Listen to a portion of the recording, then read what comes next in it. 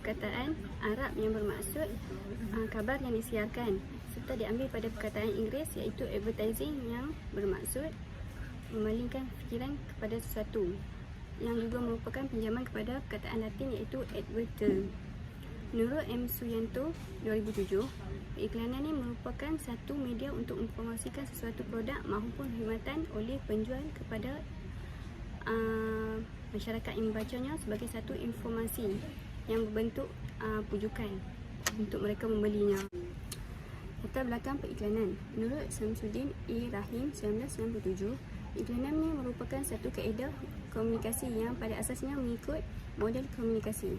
Kaedah ataupun gaya tarikan yang digunakan pada zaman sekarang lebih efektif dari segi penulisan, dan ayat-ayat yang digunakan juga dapat menarik perhatian pembaca. Malah dengan adanya bantuan teknologi moden pada zaman kini, lebih membantu para usahawan dalam periklanan digital untuk mereka mempromosikan produk mereka serta perkhidmatan yang ditawarkan kepada pembeli. Ciri-ciri periklanan. Terdapat beberapa ciri dalam proses periklanan yang mengagumi aspek sasaran, kawasan dan tujuan. Sasaran ni ialah iklan kepada pengguna ataupun iklan untuk perniagaan. Kawasan sama ada secara antarabangsa ataupun secara nasional ataupun tempatan. Tujuan pula ialah untuk secara komersial ataupun secara sosial. Seterusnya, fungsi-fungsi periklanan. Terdapat 3 fungsi periklanan. Yang pertama, memberi informasi.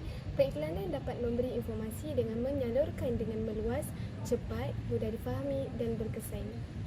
Yang kedua, memberi peringatan. Sejajar dengan ekonomi digital pada abad ini, periklanan dapat dilakukan dengan lebih efektif.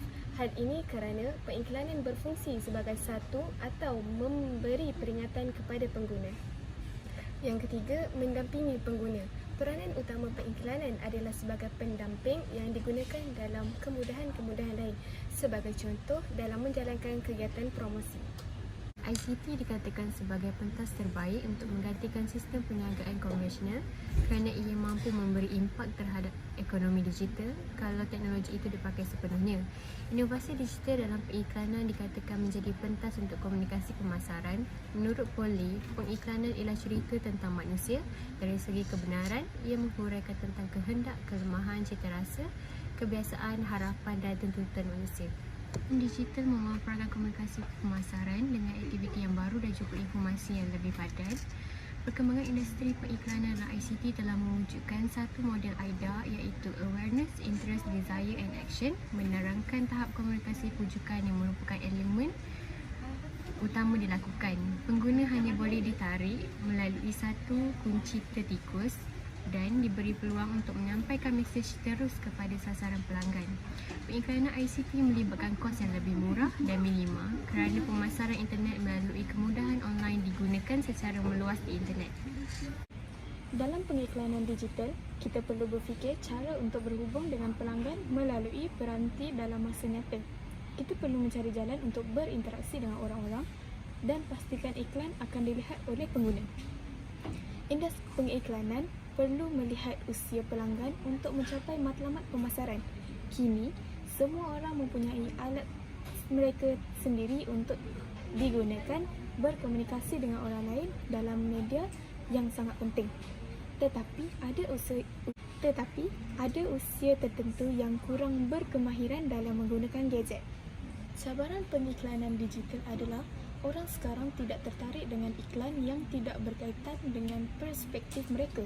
Pengiklanan digital mesti mengambil idea yang relevan untuk mendekati pengguna supaya pengguna tertarik untuk melihat iklan tersebut.